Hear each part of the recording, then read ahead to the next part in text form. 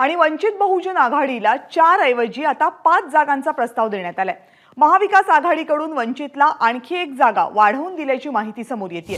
तर वंचित बहुजन आघाडीच्या भूमिकेनंतर उद्या ठाकरे गटाची यादी जाहीर होणार आहे। यासोबतच भिवंडी, सांगली आणि जालना या जागांचा तिढा सुद्धा सुटलाय।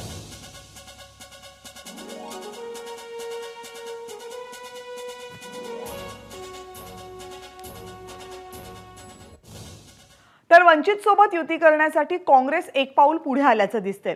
शरद पवार आणि उद्धव ठाकरे चर्चा करून निर्णय घेतील असं काँग्रेसचे प्रदेश अध्यक्ष नाना पटोले यांनी म्हटलं।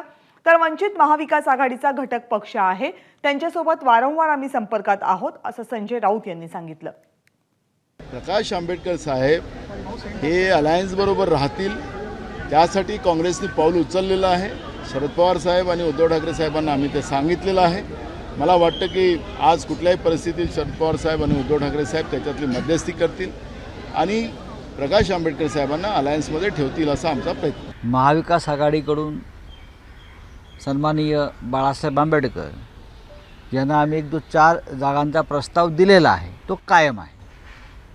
त्याच्यामुळे बाळासाहेब आंबेडकर हे परखडपणे बोलतात, पण त्याच्यामध्ये समाजहित असतं किंवा राष्ट्राचं हित असतं असं आम्ही मानतो आणि आम्ही वारंवार त्यांच्याशी संवाद साधून आहोत।